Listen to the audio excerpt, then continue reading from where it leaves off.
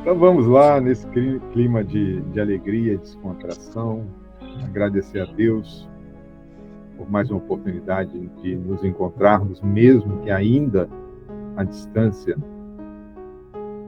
usando os recursos da inteligência a benefício de nós mesmos e de muitos que ainda em algum momento assistirão a este encontro, suplicando-te, Senhor, amparar-nos durante esses momentos, inspirando-nos a fim de que juntos atinjamos os objetivos a que nos propusemos na manhã de hoje. Envolve os nossos lares, tua proteção.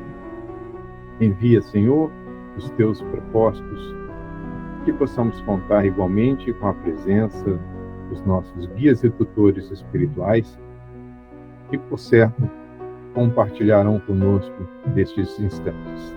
Se conosco, hoje e sempre, que assim seja. Bem, almas queridas, irmãos em Cristo, vamos lá, vamos fazer o nosso trabalho. E já começando assim, eu adianto a todos que eu pensei, sinceramente, que seria um estudo bem rápido. Mas, na medida em que fui lendo, refletindo, fui ganhando uma dinâmica, assim, cada vez mais complexa, porque Filomeno, nesse capítulo, é interessante que há um momento, nós não iremos abordá-lo talvez nesse dia, talvez façamos esse estudo, essa aula, em 2 encontros. Mas há um momento em que ele anuncia um conteúdo que ele iria desdobrar em transição planetária.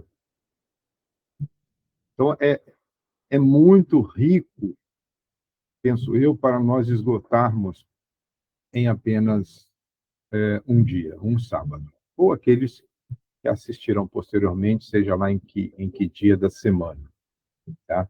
Mas, como sempre nós fazemos, nós vamos começar as nossas percepções a partir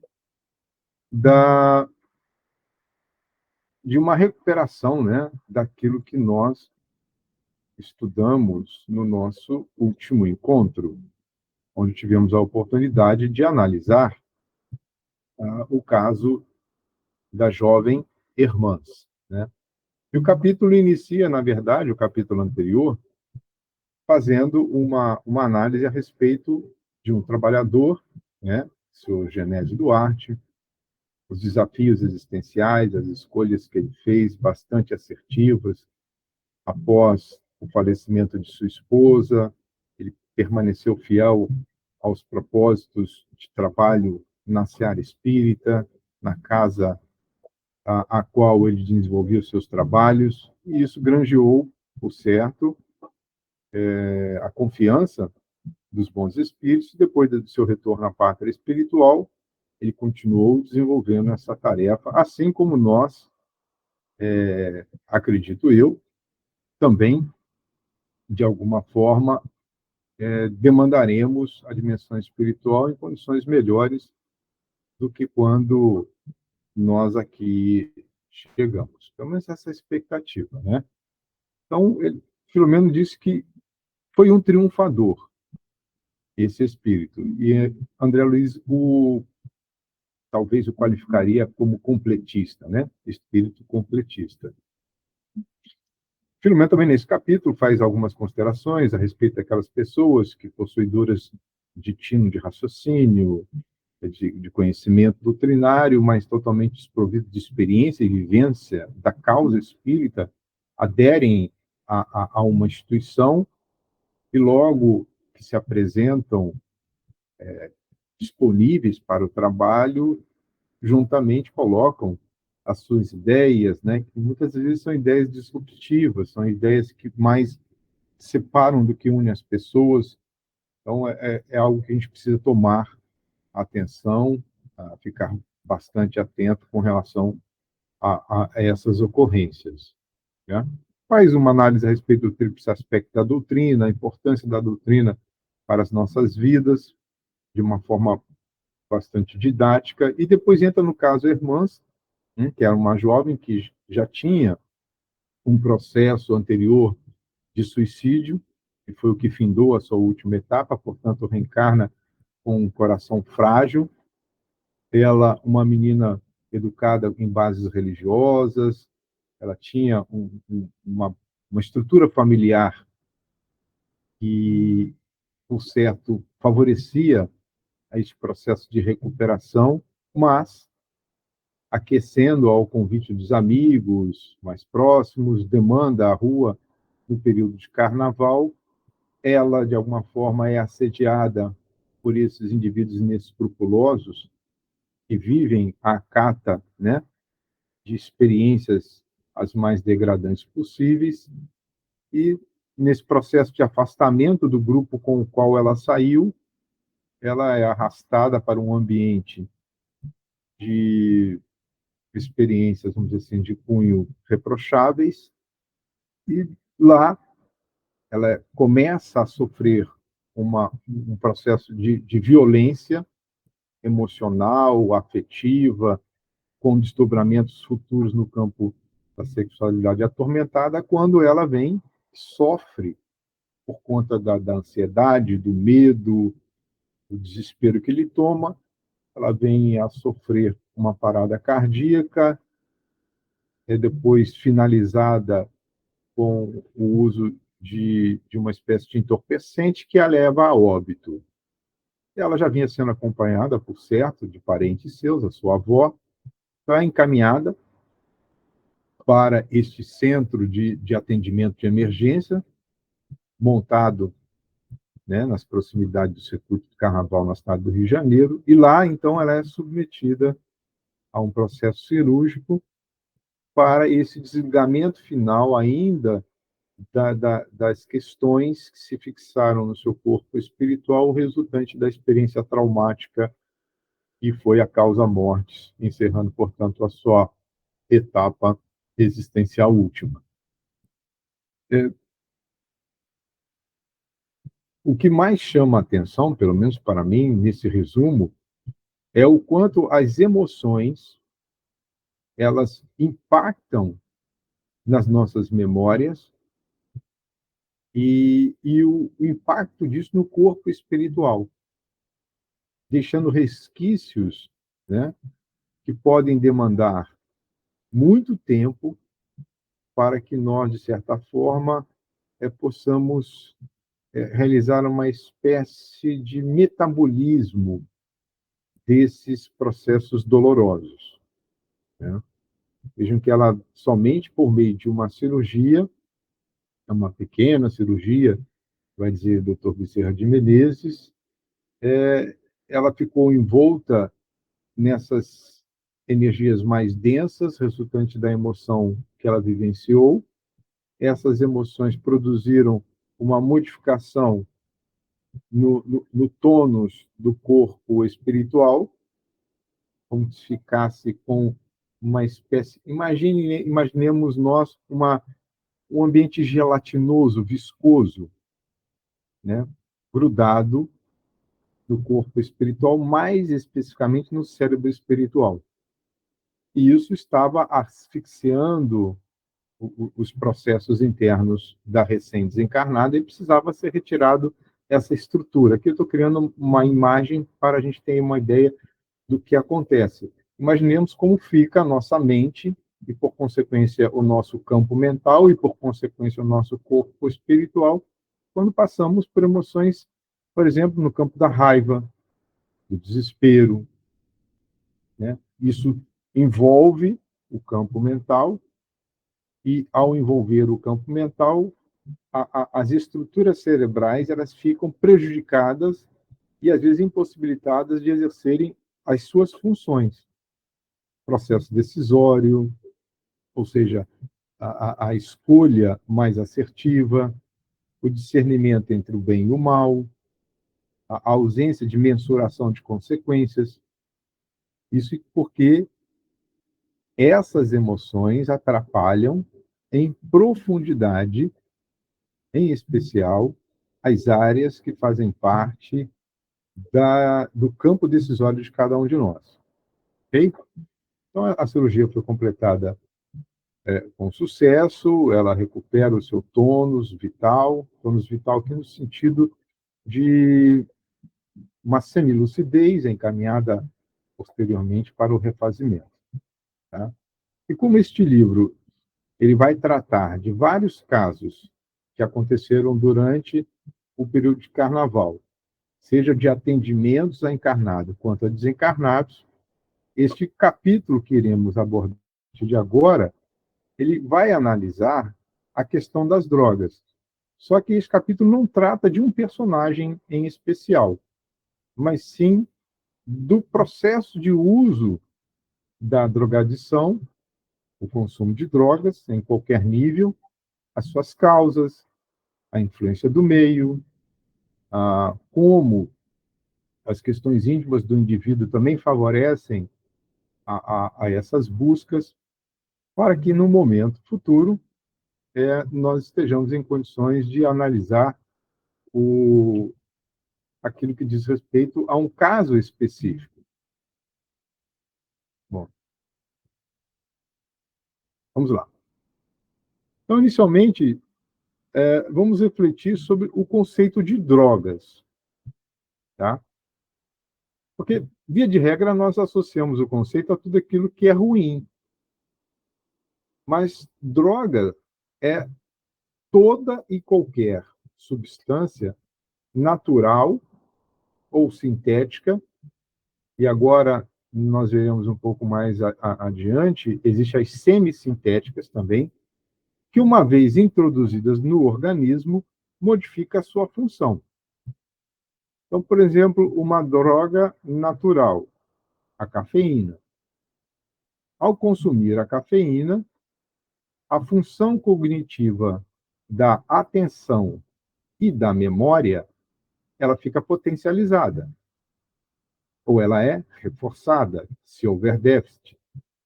Então, quando uma substância externa ela é introduzida no organismo para modificar a função do organismo, isso é conceituado como droga.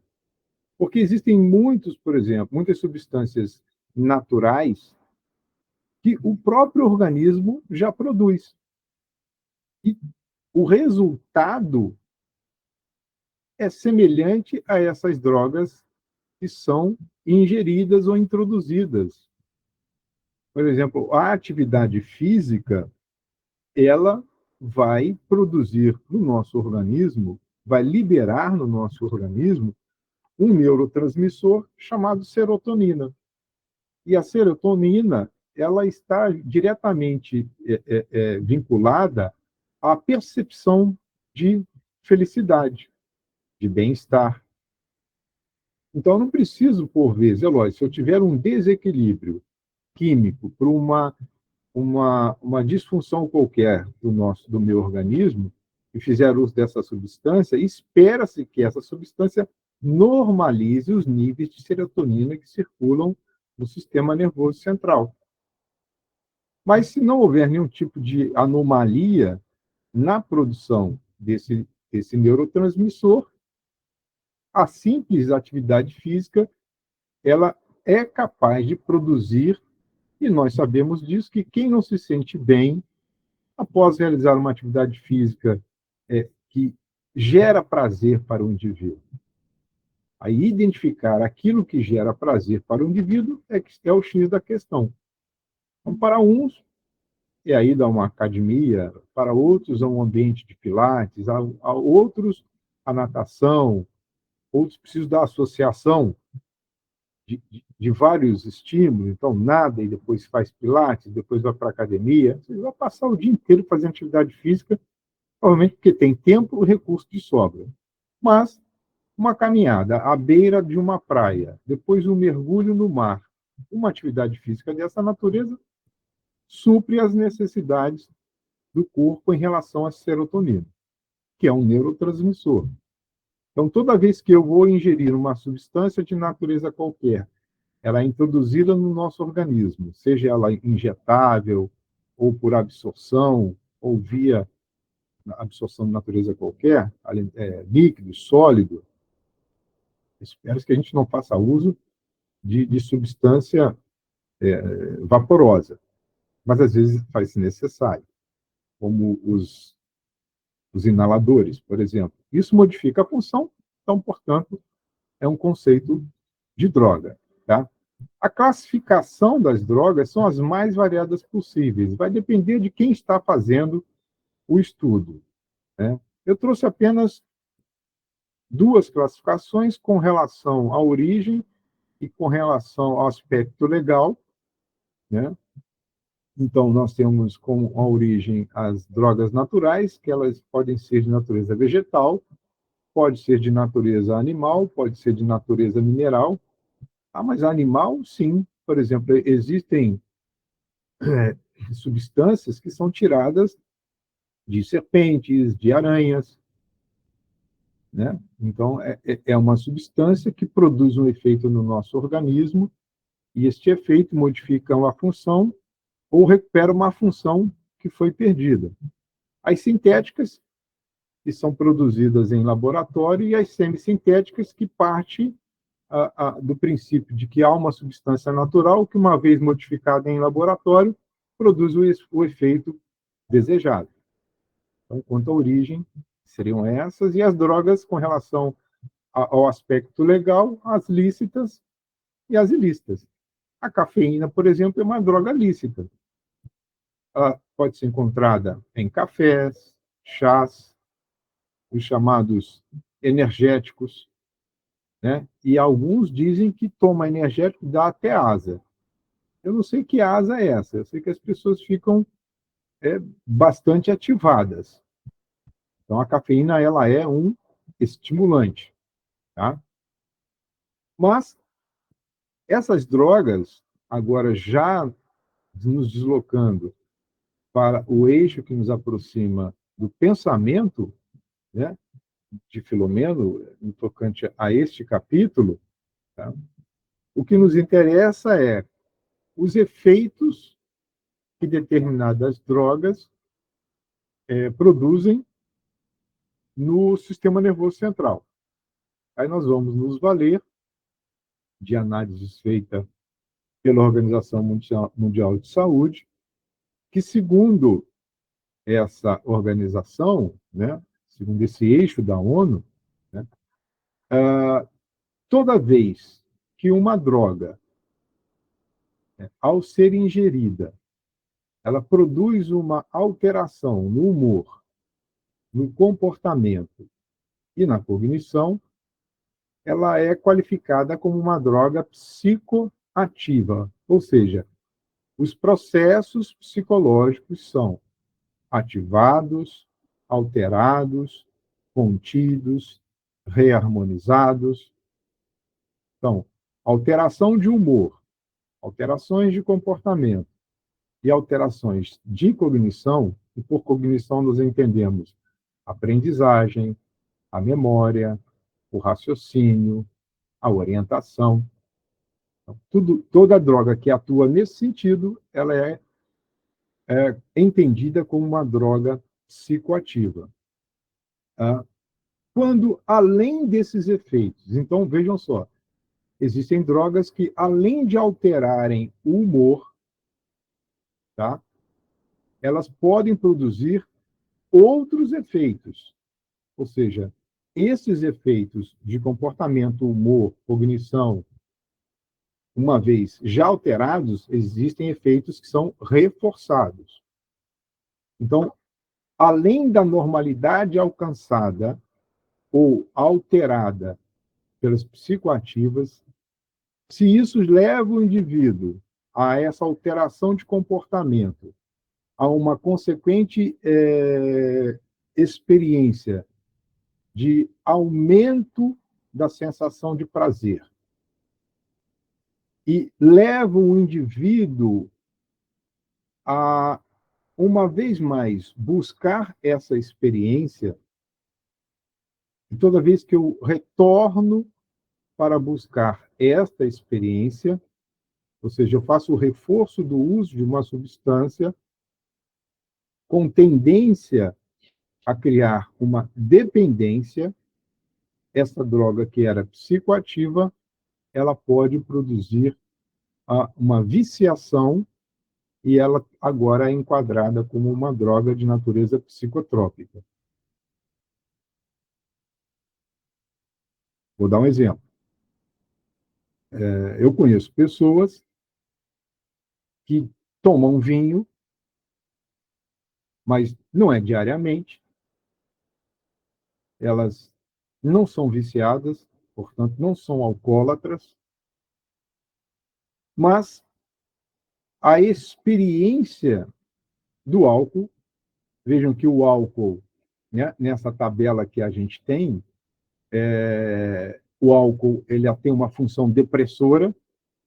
Então, se eu venho de um dia tenso, de uma reunião de trabalho que trouxe resultados ótimos para a minha pessoa, para a empresa, para a família, e à noite, junto à família, o indivíduo abre uma garrafa de vinho e comemora, né, ele tem uma ação no sistema nervoso central que vai alterar o seu humor, portanto, ele sai de um estado de exaltação.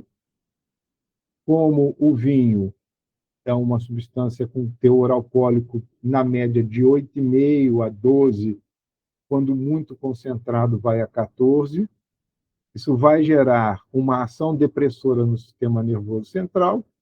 Então, daquela excitação mental, ele vai deprimir, volta a um estado de normalidade, de relaxamento, pronto.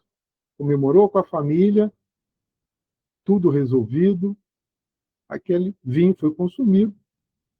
Não há um fator que estimula o indivíduo a repetir aquela experiência, conduzindo ele a uma dependência de natureza química. Então, a questão que nós devemos prestar atenção é o que é que está levando o indivíduo ao consumo dessas drogas, lícitas ou ilícitas, a frequência com que ele utiliza e qual é o grau de dependência. Porque a dependência é a característica do indivíduo que sem aquilo não consegue mais fazer, sem isto eu não consigo mais viver. Existem indivíduos que estão viciados, por exemplo, no consumo de ansiolíticos, né? Ansiolítico também é um medicamento depressor do sistema nervoso central. É lógico que o ansiolítico tem as suas funções a desempenhar, mas há indivíduos, como veremos à frente, que fogem do enfrentamento daquilo que deu origem à ansiedade, porque, de certa forma, e aí eu tenho um amigo presente que está mais habilmente capaz para comentar a esse respeito. Então, muitas pessoas, ao invés de enfrentar a causa do problema, optam por fazer uso de substâncias psicoativas, porque é mais fácil. Então, cria uma dependência medicamentosa por um mecanismo de fuga de enfrentamento, não é com o outro. Esse é um enfrentamento em relação a si mesmo. Então, nessa tabela, nós temos, né, exemplos de medicamentos e as resultantes, por exemplo, os depressores, os ansiolíticos, os hipnóticos, os neurolépticos, os narcóticos ou opiáceos, os anticonvulsionantes. Filomeno faz citação, no corpo deste capítulo, de dois adventos que marcaram profundamente o aumento no consumo de drogas, em especial dos opiáceos e dos narcóticos, que foram as duas grandes guerras, mais especificamente a Segunda Guerra Mundial, porque o uso continuado de morfina né, junto aos indivíduos feridos em combate, porque havia necessidade de uma supressão, ou seja, de uma depressão no sistema nervoso central, para que as sensações dolorosas advindas do ferimento elas fossem, de certa forma, não anuladas, mas contidas para que o indivíduo ou morresse bem, sob o efeito de anestésicos, ou facultado o seu deslocamento para a retaguarda para o tratamento. Mas muitos dos mutilados em campo de batalha, Segunda Guerra Mundial, as guerras na Coreia, as guerras na África, cada vez mais passou a demandar o uso de substâncias opiáceas e narcóticas para que os feridos em combates eles pudessem ser deslocados para tratamento. Mas aquele uso continuado gerou uma dependência.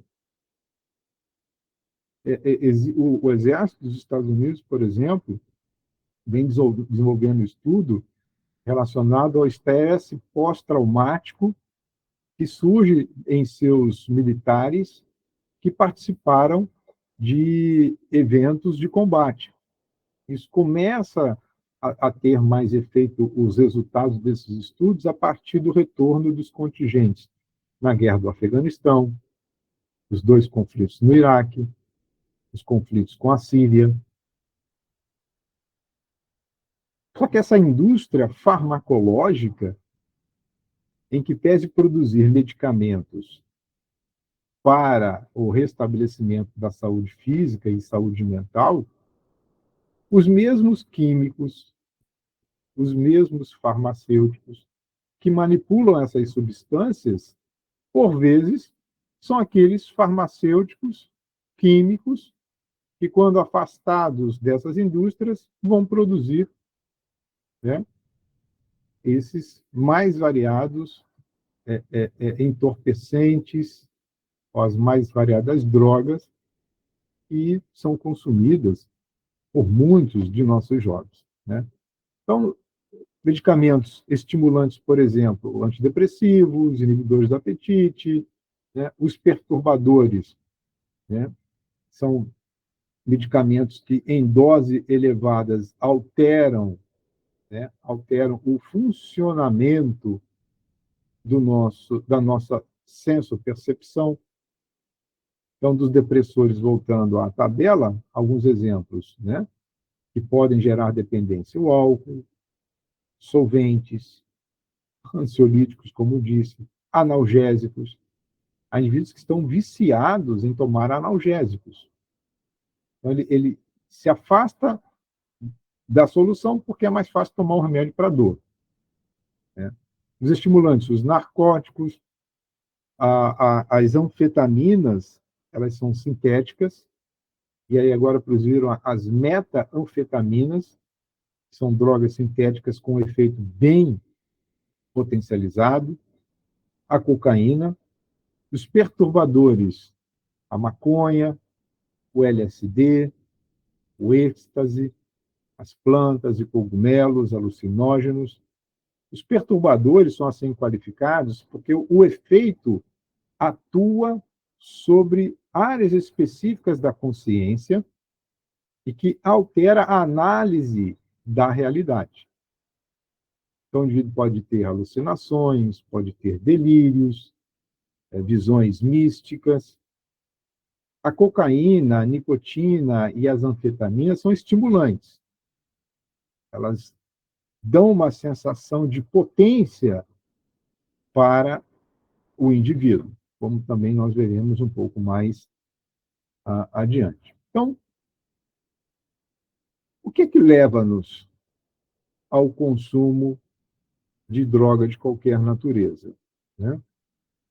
Pessoal, se alguém quiser fazer alguma intervenção, por favor, fiquem bastante à vontade, mesmo porque esse é um assunto complexo, ele exigiria, ou seria de bom ouvido que nós tivéssemos, talvez alguém mais, um conhecimento mais técnico. Então, se algo não está muito claro, né, vamos discutir aqui em conjunto.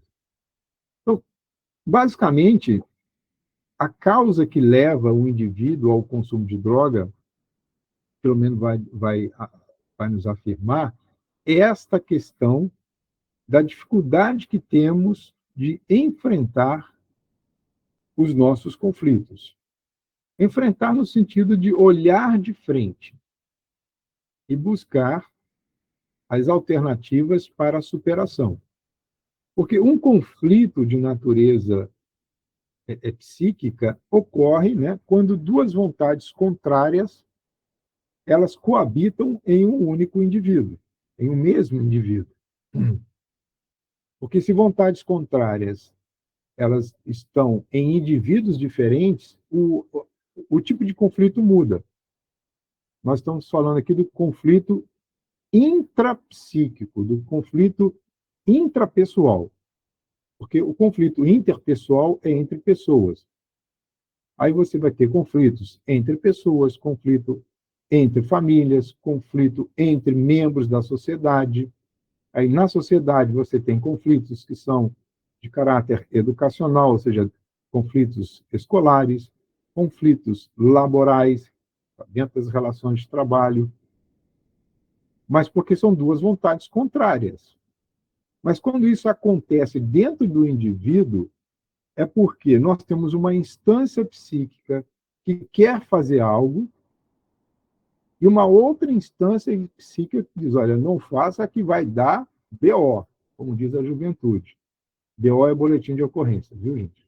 É apenas uma forma de expressar, olha, é aquela ideia que, potencializada, por exemplo, um desafeto de natureza espiritual, desencarnado, estimulando-nos a um determinado comportamento, mas existe uma outra vontade que é nossa, que diz, pô, eu não posso fazer. Se eu cedo àquela vontade, eu começo a entrar em perturbação. Se eu não tenho a estrutura para enfrentar a perturbação espiritual, eu posso buscar um caminho de fuga, uma rota de fuga. E se eu busco esta rota de fuga, é porque eu não tenho fixado em mim, segundo Filomeno, os valores morais que dão resistência para a luta. Mas por que eu tenho que ceder a essa vontade? Quais são as consequências se eu seguir este caminho? Então, se o caminho que eu quero seguir é um caminho, por exemplo, que me levaria a uma experiência de prazer, mas a contraparte ajuizada afirma que eu não devo fazer, eu posso buscar uma rota de fuga onde eu experimente um prazer que ele vai compensar aquilo que eu não fiz. Por isso que muitos vão para a drogadição. Ah, hoje eu vou sair, hoje eu vou beber, porque aí eu vou botar para fora, eu vou, entre aspas, relaxar, vai lá fumar o seu baseado, e assim, com muita tristeza, né, que, pelo menos de minha parte, eu acompanho a notícia que circula na nossa sociedade da legalização de que o porte de 40 gramas de maconha não é considerado um ilícito. Vocês têm ideia de quantos cigarros de maconha dá para fazer com 40 gramas? Alguém tem ideia? Lamentável isso aí, viu? Muito lamentável, meu Deus. Não, vocês têm ideia da quantidade? Alguém tem? Então vamos lá. A depender da concentração que o indivíduo queira, então um cigarro menos concentrado, portanto, com menos efeitos perturbadores, que quanto menos concentrada a maconha, o efeito perturbador ele diminui. Então, ele dá uma falsa sensação de relaxamento, mas vai criar uma dependência. Por que isso? O nosso cérebro funciona, existe uma teoria chamada os marcadores químicos. O marcador é uma experiência química que o nosso cérebro realiza, imediatamente vai associar com algo.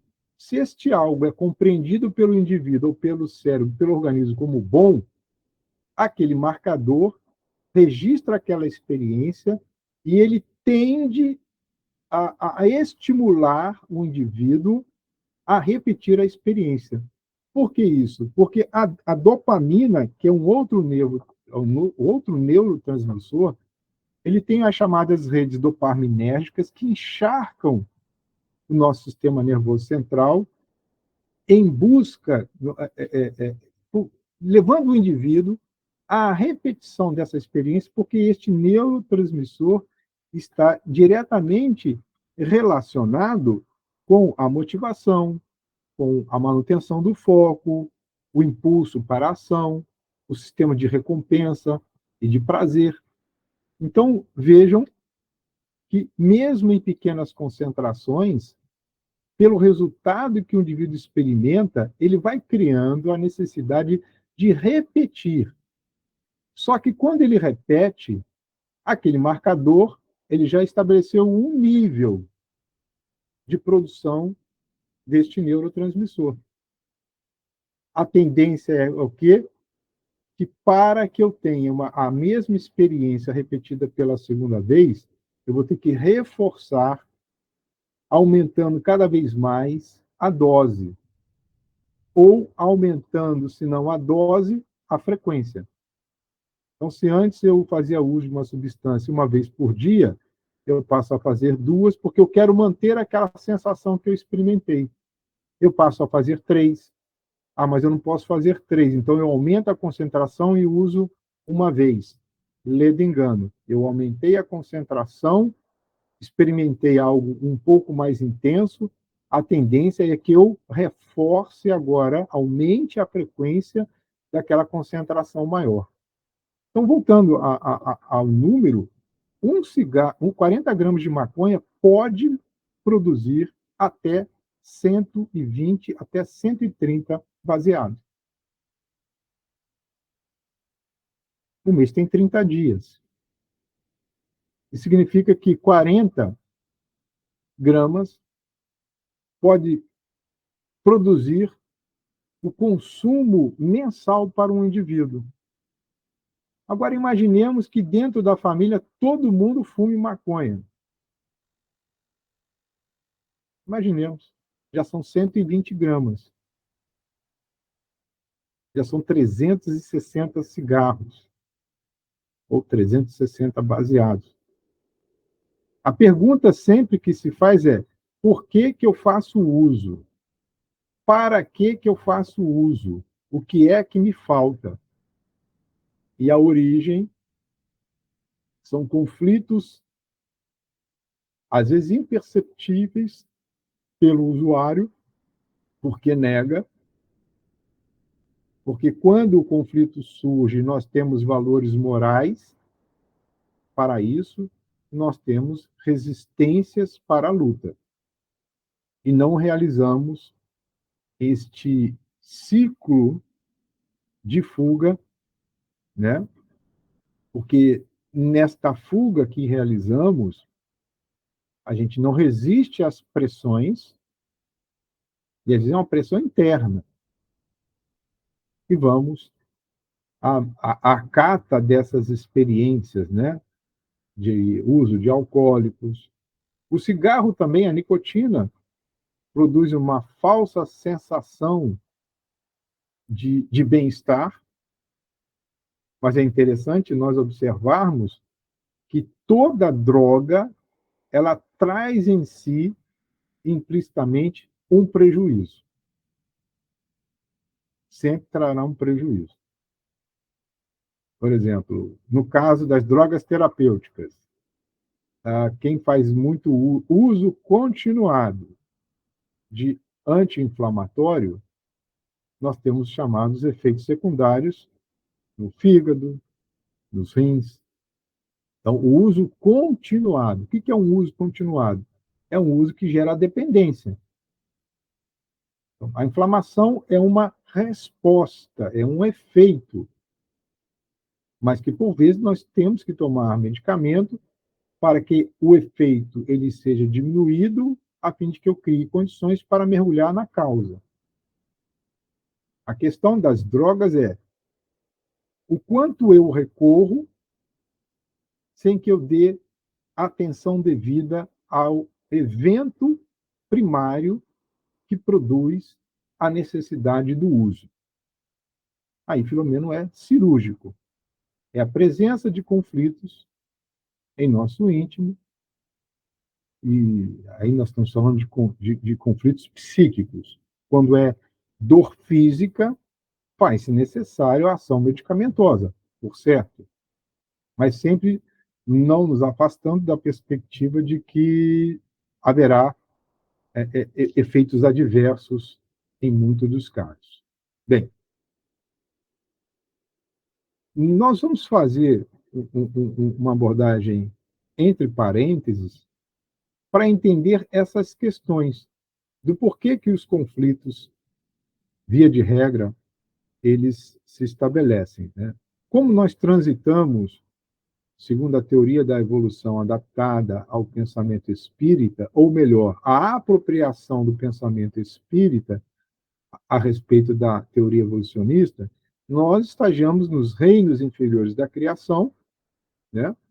O reino mineral, o vegetal e o animal, até o momento em que, no reino hominal, que é considerado o marco zero do nosso processo evolutivo, em se tratando já agora de espírito, neste momento, nós adquirimos a capacidade de darmos os primeiros passos rumo à individualização, ou seja, a nossa consciência ela está desperta, favorecendo a separação da minha pessoa do outro, ou seja, eu começo a me identificar como um ser diferente do outro.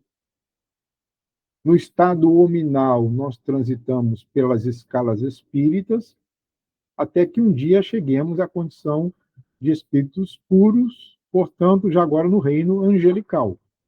Bom, esse período de humanidade é um período que deve marcar e irá marcar cada um de nós por um nível mais alto de expressão da nossa consciência.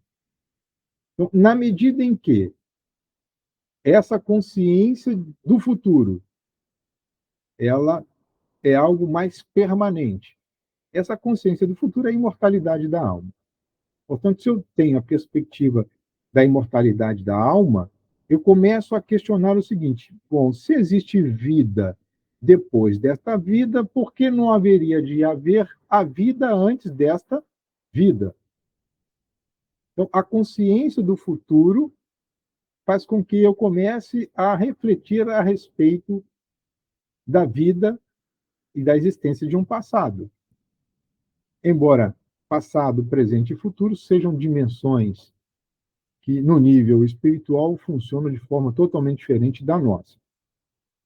Mas, além disso, nós começamos a criar essa capacidade de distinguir o bem do mal. Então, quanto mais essa distinção acontece, significa que eu estou realizando melhores escolhas. Portanto, assumindo responsabilidade dos nossos atos. E quanto mais eu assumo responsabilidade, menos eu fico no campo da culpa.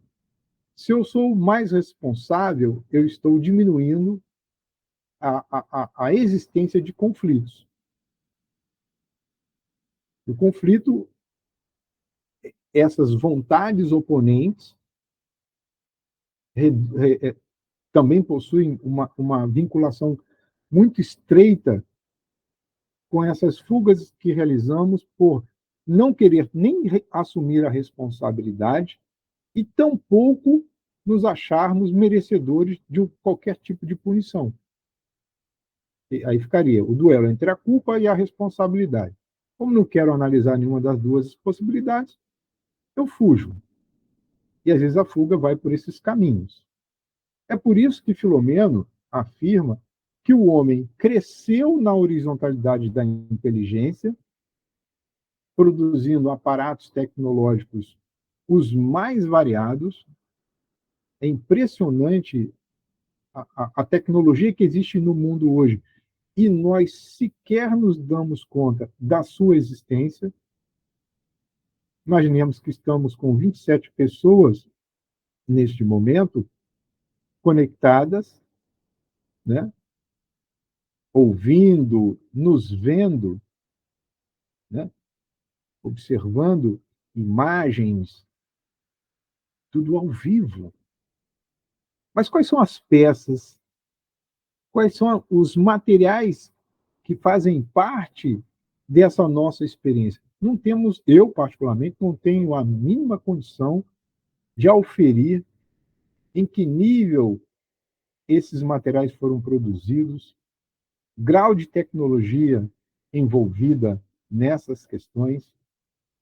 Então, o homem cresce muito na horizontal da inteligência, sem desenvolver ainda a verticalidade do sentimento elevado.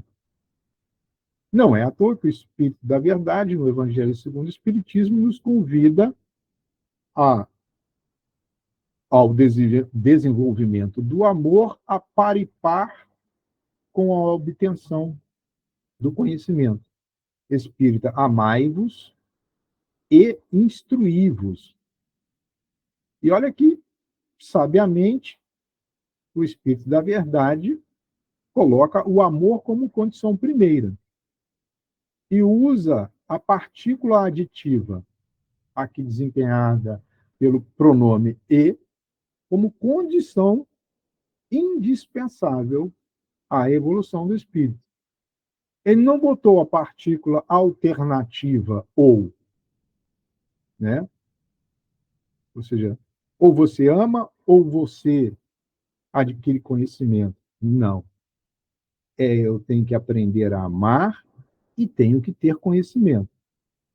Só que nessa equação o conhecimento cresceu muito, mas os sentimentos elevados ainda estão, tanto quanto, embotados. Diga aí, Amilcar. Seja bem-vindo.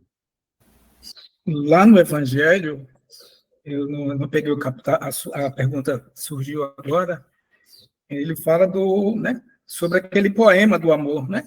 Quando Jesus, né, falou a palavra amor que encantou o mundo, né? E os seres que estavam já em outra dimensão, quer dizer, compreenderam essa essência. Mas o que eu quero falar é a respeito entre o intelecto e o amor, entendeu? Para amar, que é um aprendizado, eu preciso desenvolver também esse intelecto, porque o intelecto é uma ferramenta que nos ajuda a compreender. Como eu posso amar, por exemplo, algo que eu não conheço? Né? Como eu posso dizer que me amo se eu não fiz o processo ainda de autodescobrimento e para poder desenvolver o auto-amor? Porque sem o auto-amor, eu não posso sair de mim para amar lá fora. Para eu dizer que o amo, eu preciso conhecê-lo de alguma forma. Então, na medida que eu vou conhecendo, aí eu vou fazendo esse paralelo entre mim e você, e como eu já me amo, então fica muito mais fácil amar o outro. Né? Então, é algo que às vezes a gente não compreende. Às vezes a gente tem que fazer isso, tem que ser amoroso, tem que ser isso. Eu não tenho que nada. Na verdade, porque é um desenvolvimento e é uma escolha. Entendeu? Se eu não escolher amar, aí eu vou ficar naquele círculo vicioso, né? Encarno, reencarno, reencarno, e ao invés de eu trazer lá no inconsciente situações renovadoras, eu vou repetindo, repetindo, repetindo. Então, eu preciso do intelecto. Porque agora só como o intelecto é mais fácil, porque eu posso trabalhar ele aqui fora, né? E impregnando a consciência com esse conhecimento. Então, e o amor não, o amor trabalha mais com o sentimento. Né? Então, eu preciso fazer esse trabalho. Enquanto eu não fizer, já viu. Oh, perfeito, excelente. É justamente essa perspectiva de que o conhecimento, né, a absorção que nós fazemos e que vem de fora, na maioria das vezes, vai impactar diretamente numa das influências que nós abordaremos, que é como o meio externo ou ajuda ou prejudica o espírito. Né? Aquilo que nós chamamos de educação parece, pelo menos é uma impressão que eu tenho, de que o modelo atual de educação está esgotado. E nós não estamos conseguindo produzir um modelo. Não é que nós não estamos conseguindo. Há uma disputa que ela está no campo ideológico que é prejudicial. E veremos também o quanto essas disputas não ajudam o indivíduo a superar essas questões. Porque se nós temos um processo de busca de conhecimento que favorece o desenvolvimento do amor, o indivíduo evolui e a sociedade, por conseguinte, também vai evoluir.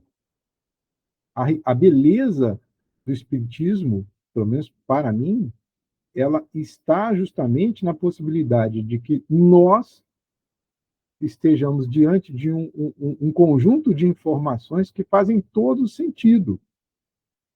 E a gente rompe com determinados paradigmas e dogmas das religiões de nossa origem, porque a razão nos conduz a isso. Então, não é um rompimento realizado por uma fé impositiva. Não. É um rompimento porque a nossa fé passa a ser questionada a respeito das bases sobre as quais ela foi constituída. Então, as nossas bases elas começam a se desestabilizar e a gente precisa recorrer a uma engenharia de natureza espiritual para edificar novos alicerces. Eu, não é nenhuma crítica a nada, mas ambientes de estudo que favoreçam a esse tipo de discussão precisam ser institucionalizados.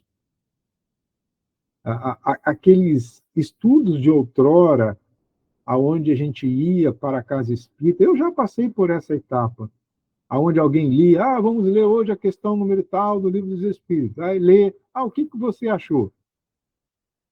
Eu não achei nada. Aliás, eu estou mais perdido do que cego em tiroteio. Muitas das vezes era assim que eu me sentia. Porque para que nós tenhamos condições de fazer juízo a respeito de algo, se eu não fizer a leitura anterior, naquele momento pode ser que eu não tenha conceito algum para amplificar o que ali se encontra, ou para sequer entender.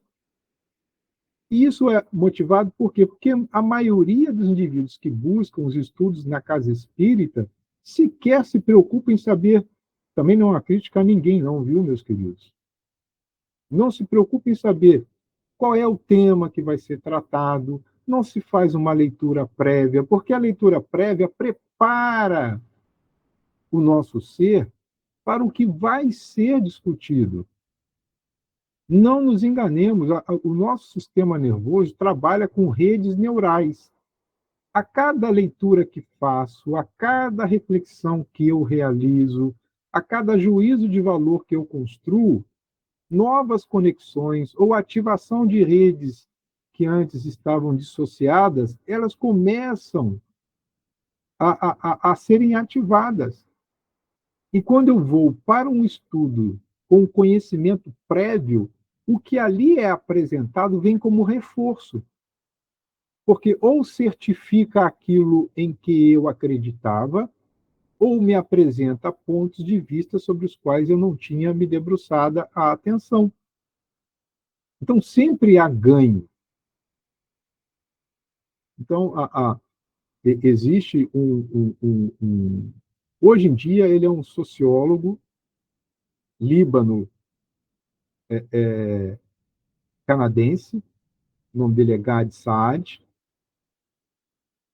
As propostas dele são, pelo menos para mim, são impressionantes. Ele tem um livro chamado Parasitose Mental, que é impressionante. Impressionante o quanto nós vivemos um momento de uma sociedade preguiçosa. Não quer saber de buscar para conhecer, quer receber o conhecimento já pronto. Só que toda vez que eu recebo uma informação e acolho como verdadeira, eu produzo um déficit cognitivo, porque eu não estimulo o meu cérebro a produzir novas conexões neurais. Tudo que vem, eu aceito. Então, eu, com uma possibilidade imensa, eu fico restrito a um eterno consumidor de informações alheias. Alheias. Mas vamos lá. Vamos prosseguir, porque nosso objetivo também aqui não é. O que Amilcar disse está agora nesse pensamento que trazemos de Filomeno. Atado à retaguarda, de onde procede, mantém-se o indivíduo psiquicamente em sintonia com os locais. E muitas das vezes os locais de onde viemos não são locais felizes. Né? E essa união à nossa origem faz com que nós fiquemos de forma continuada vinculados aos seres que lá se encontram, às ideias que lá transitam, aos objetivos que lá são construídos. Isso cria uma dependência viciosa, decorrente, por certo, da situação em que viviam. Tanto vivia o indivíduo, quanto ainda vivem aqueles que lá se encontram. Essa perspectiva, essa dependência viciosa aos locais de origem, né, vão dar essa estereotipia que o indivíduo assume e porta aberta para a reentrada nesses ambientes que Filomeno chama-se de toxicomania, ou seja, a mania é uma espécie de repetição continuada de um determinado comportamento, seja de um comportamento de natureza física ou psíquica. Então, o toxicômano é aquele que tem mania de consumo de tóxico. E às vezes a gente não sabe ou não percebe porque aquela visão de imortalidade da alma, anterioridade da alma e a existência de uma dimensão espiritual sequer passa pela cabeça do indivíduo. E, por vezes, muito raramente, não estamos associados a um processo de obsessão que nos impulsiona ao consumo de tóxicos de qualquer natureza. Né? Então, os fins, ou seja, o que leva o indivíduo ao consumo de tóxicos ou de drogas de qualquer natureza são esses que Filomeno elenca. Muitos buscam desejos emocionais. É uma espécie de satisfação secundária. Né? Se eu tenho, por exemplo, uma experiência prazerosa, como eu disse, de fazer uma caminhada pela praia, assistir a um pôr do sol, antes ter dado um mergulho, como isso dá trabalho. Ah, eu vou fumar aqui um baseado, porque eu vou ter a mesma experiência emocional e eu não preciso sair de casa. Existe um vídeo, eu não vou enviar, mas eu vou fazer o comentário. Quem quiser, eu envio via direct, de um advogado, ele é também sociólogo, que faz uma crítica apolítica a respeito da decisão da Suprema Corte Brasileira sobre as drogas. Ele está em cima de uma passarela na cidade do Rio de Janeiro, onde do lado é a favela da Rocinha e de um outro lado são as classes mais favorecidas consumidoras das drogas. E é uma análise muito interessante. O que para uns é lazer, é recreação, é entretenimento, é uma manifestação de uma cultura, eu diria que uma experiência cult. Do outro lado, é motivo de choro, é motivo de luto, é motivo de medo.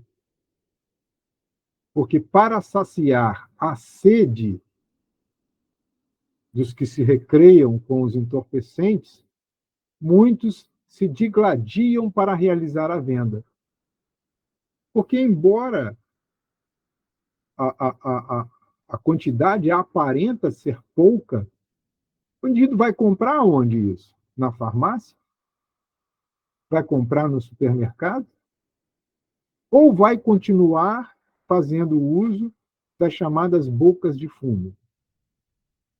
Vai ser tributada a maconha? Vai gerar receitas para o Estado? Então, isso é muito perigoso. Isso é muito perigoso. Abrindo um parêntese, fechando também rápido, outra decisão da Suprema Corte, obrigando os hospitais, nos casos que assim forem autorizados, a praticar o aborto em fetos acima de 22 semanas de gestação. E, incitado o Estado de São Paulo a se manifestar, foi obrigado a enviar um relatório. Encontra-se casos de aborto praticado em crianças com 7 meses e meio de gestação. Então, não consigo entender como o indivíduo que se diz cristão aderir a essas ideias da mesma forma como que adere a uma proposta de bandido bom e bandido morto, que é tão disruptiva quanto essas. Então, há todo um sistema que precisa ser reconstruído. Não sei se falaremos sobre isso ainda hoje ou no próximo encontro, sem querer dar spoiler, porque falta alguma coisa. E essa alguma coisa chama-se guia e modelo da humanidade, acolhida pela humanidade como tal. A gente está atrás de outros guias, que são cegos guiando cegos. Diga aí, Amilcar. Eu considero um grande problema hoje no mundo é a polaridade. Nós polarizamos em todas as situações. Então, quando eu polarizo, eu não encontro um caminho do meio. Sim. Eu não encontro. Então, eu avalio pelo meu interesse, o que é favorável para mim naquele momento. Aí eu polarizo naquele meu interesse ali específico. Mas eu deixo de entender que a situação em si, ela abrange várias e várias e várias dimensões. Entendeu? Então, quando algo é autorizado, quando algo é restringido, eles são autorizados e restringidos de uma forma polarizada, então a gente não avalia. Então, em qualquer situação, eu preciso avaliar, para não tomar um partido de uma coisa, um partido de outra, e não agir, né? De um lado e do outro. E quem normatiza, quem regulariza ou normatiza determinadas situações, são pessoas também, né, de um nível de compreensão e elevação ainda primitivo. Eles avançaram, como você falou nesse instante, verticalmente, apenas no intelecto, apenas na construção de leis segundo o próprio interesse. Né? Então, a gente diz, enquanto eu não avançar tudo isso, enquanto eu não conseguir, eu, você, cada um de nós aqui, sair do estado que nós estamos para um estado superior, verticalmente, as coisas vão ficar complicadas, entendeu? Então, a gente se fala apaixonado, eu estou apaixonado nesse momento falando, entendeu? Então, já polarizei também, entendeu? Mas por causa do nível de compreensão. Mas a gente não pode desistir. Né? Nada, exato. A gente tem que continuar nessa vibe aí que a Amilcar nos apresentou. Eu tenho feito o meu movimento pessoal, o quanto eu venho refletindo nos últimos 3 anos e vejo que isso, para mim, enquanto paz interior, embora por vezes me sinta um tanto quanto incomodado, mas não há outro caminho. E acho que há coisas que são indiscutíveis. Quando se fala em vida, é um valor indiscutível. Não existe outra alternativa senão a preservação da vida. Os casos excepcionais são tratados de forma excepcional e não normatizar o excepcional. Bom, mas um outro motivo é o chamado insight criativo. E muitas pessoas dizem, não, mas vamos fazer uma viagem mística, né? Vamos tomar aí um chá de ayahuasca, vamos fazer de alteração de consciência pelo uso daqueles os chamados as drogas perturbadoras. O termo perturbador é porque ela altera, né? Altera a condição da consciência. Só que o estado alterado de consciência produzido por fármacos não é algo natural. Então, vejam, se no estado alterado de consciência, que é um fenômeno de natureza espiritual que se vale da estrutura orgânica, que pode ser alcançado de forma natural, aí nós estamos agora de mediunidade e alguns processos anímicos. O que está no meu inconsciente já chega. Imagina se eu faço uso de um método químico, portanto artificial, para alterar o nível, o estado de funcionamento da minha consciência, o quanto de lixo do inconsciente não vai chegar no consciente e misturando tudo. Então, quando essas viagens místicas, né, que os usuários de LSD experimentam, e algumas manifestações são transferidas para pintura, para produções literárias sobre o efeito de drogas, via de regra, o negócio é meio maluco, é meio desordeiro. Diga aí, Amilcar. Marcos, uma vez eu tendo conseguido alterar meu estado de consciência via drogadição, né, aquilo já é definitivo. Porque eu não conseguirei jamais fazer por vias naturais, porque eu altero toda a estrutura neuronal, ela é alterada. Sim. Então, quem quer fazer uma experiência pode ter certeza que ela é de ida, não será, a gente não vai conseguir voltar de jeito nenhum, porque está alterado, então eu não alcanço mais. O processo meditativo, né, onde a gente, com uma ferramenta para a elevação da consciência, ele é algo natural. Então, eu altero realmente a estrutura química daquele organismo, mas é via natural, não tem problema nenhum. A tendência é cada vez mais eu elevando essa própria consciência. Mas pelo estado, pelo uso da drogadição, aí já viu, eu consigo e cada vez mais eu vou precisar de uma dose maior. Exatamente. É por causa dos marcadores químicos. Né? Para que eu retorne àquela experiência, ou para que eu tenha uma experiência de maior profundidade, o indivíduo, sem que ele se aperceba, ele vai necessitar, ele vai recorrer a uma droga um pouco mais forte, ou ele vai aumentar a concentração daquela droga que ele estava usando. Você falou a respeito da meditação, é interessante que foi feita uma pesquisa com grupos de meditadores. E o nível de ativação das áreas cerebrais que dizem respeito à sensação do todo, né, que vai além da propriocepção. A propriocepção é como o indivíduo realiza a leitura dos estímulos internos. A propriocepção, por exemplo, auxilia para que nós nos mantenhamos na posição ereta, que nós façamos uma leitura do meio, tracemos rotas e consigamos percorrê-la, né?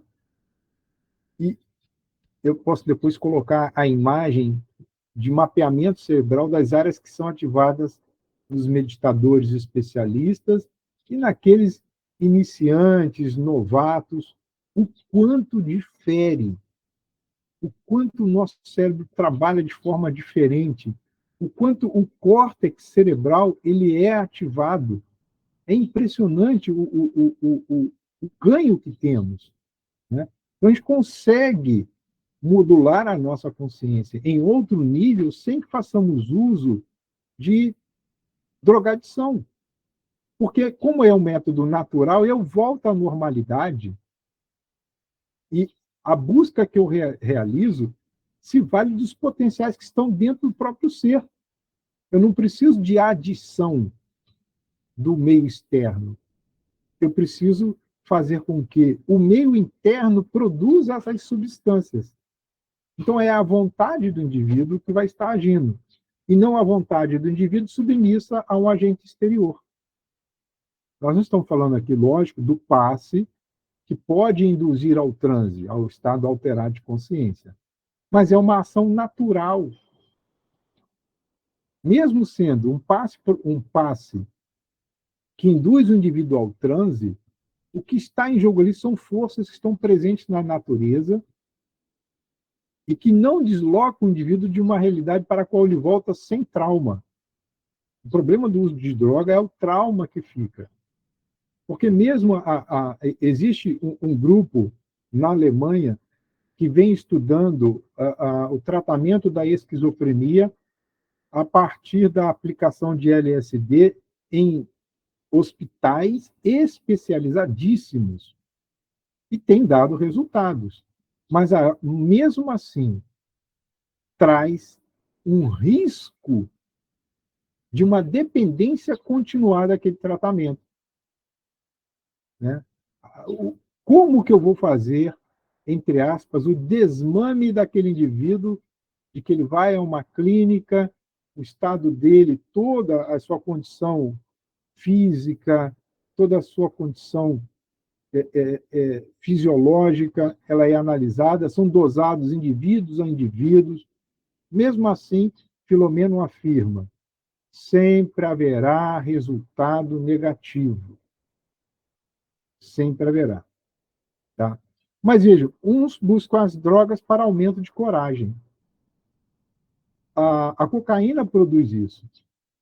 As anfetaminas também produzem isso. Eu não sei se os amigos sabem, talvez muitos tenham conhecimento, mas eu tenho conhecimento porque é da minha área, então tudo que tem nessa área eu pesquiso. Faz parte da minha natureza profissional. Em relação ao aumento da coragem, no dia em que o Hamas, esse grupo terrorista, atingiu Israel naquela tragédia a que todos temos conhecimento, muitos dos terroristas que foram alvejados, eles, na perícia, e a perícia foi feita não somente no corpo, mas também nas vestes, muitos estavam usando anfetaminas produzidas na Ásia com o fim de suprir, num primeiro momento, os combatentes do ISIS, que é um grupo terrorista que perseguia islâmicos.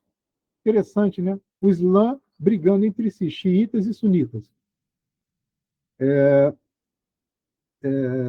E essa anfetamina, o nome dela é Captagon. É chamado a pílula do combate. Porque essa pílula do combate, entre aspas, ela produz uma dessensibilização emocional, portanto, o indivíduo não tem empatia nenhuma com as suas vítimas, gera estado de euforia, diminui a necessidade de sono, aumenta o tônus muscular e ele tem durante o efeito, ele não sente fadiga.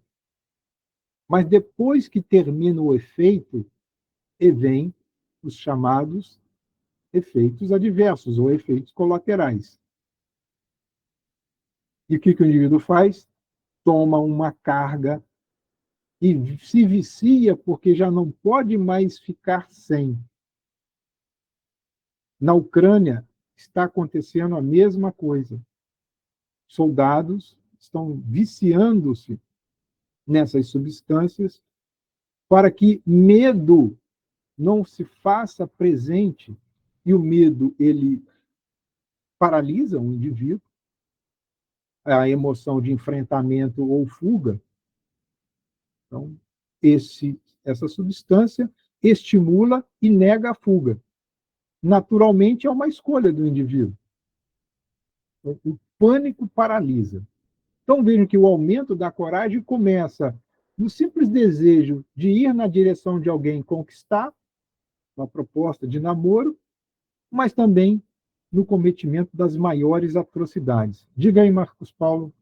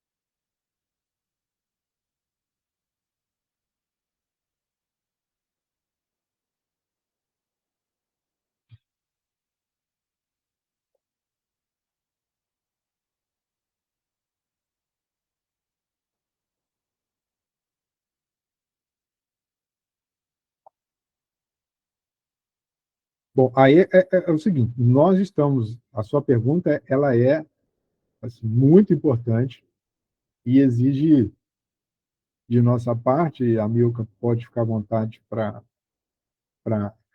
adir naquilo que ele julgar conveniente, não tem problema nenhum, mas veja, quando Filomeno usa o termo terapêutico, tá, é que toda e qualquer droga ela vai produzir algum nível de dependência se as causas profundas da terapia não forem solucionadas. Veja que o termo aqui é terapêutico. Né? Quando você tem uma doença autoimune ou um processo degenerativo, a ação já não é mais terapêutica. A ação é para restabelecer a normalidade do funcionamento do sistema nervoso central. Tá? É que há uma pequena diferença entre terapias e tratamentos. Aí teríamos que entrar mais no campo das técnicas que podem sinalizar essa diferenciação de forma mais precisa. O que nós estamos falando é quando eu busco algo para fins terapêuticos. Mas quando eu busco uma droga para tratamento, ela é interrompida quando as condições elas se normalizam.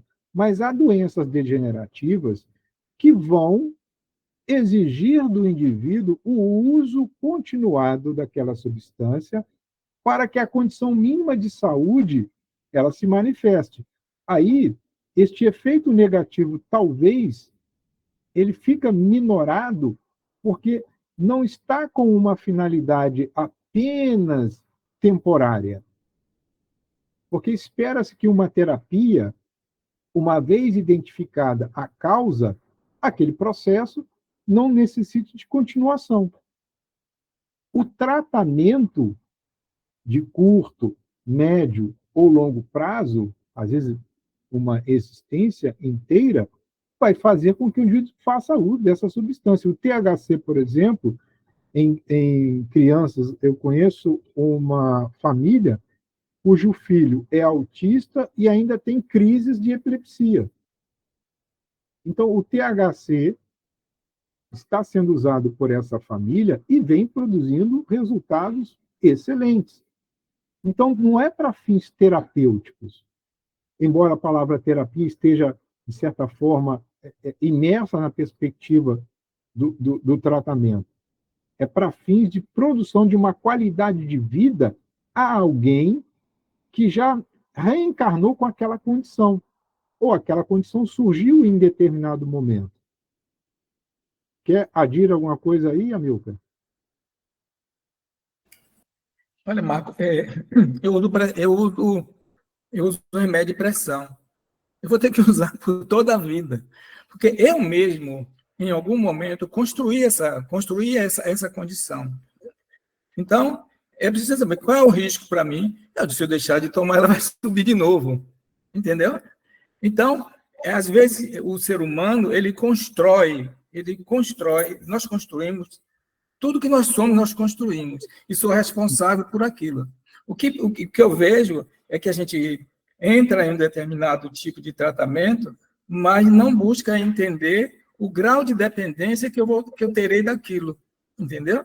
Então, tudo cria um grau de dependência, né? Agora, eu preciso saber se eu posso conviver com aquilo, não, porque a responsabilidade daquela situação em que me encontro hoje foi minha, se não de agora, mas em um determinado momento.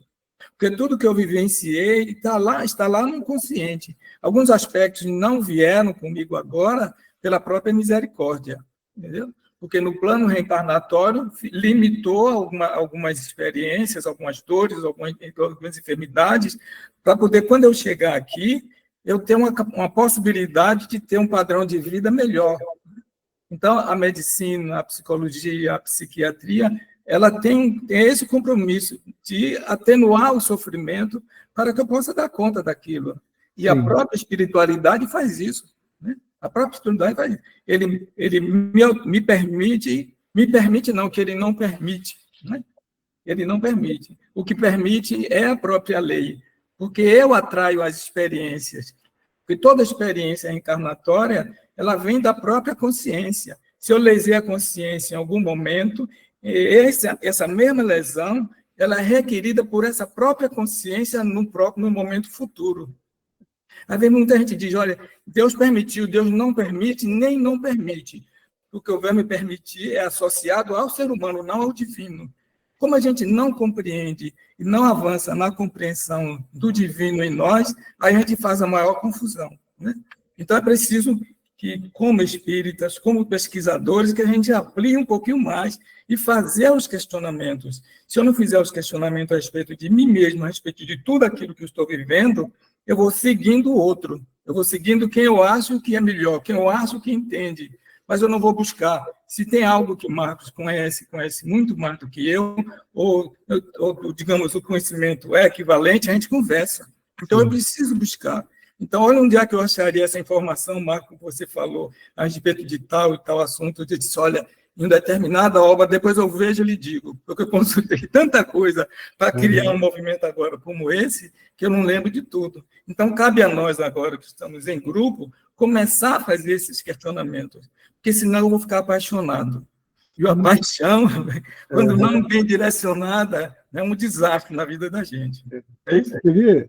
Amilcar, eu vou dar um exemplo aqui, acho que vai ficar legal eu espero que aclare aí a pergunta de grande valia do nosso irmão Marcos Paulo. Vamos supor que eu esteja com uma queimação no estômago. Eu vou ao médico, eu apresento a minha sintomatologia, o médico vai prescrever exames e a medicação inicial, para, no primeiro momento, diminuir o desconforto físico que eu estou experimentando. Bom, faço o exame, mas não foi confirmado nada grave. Passado algum tempo, eu retorno ao médico. O especialista de estômago é o gastro, né? E o médico, seu Marco, de novo?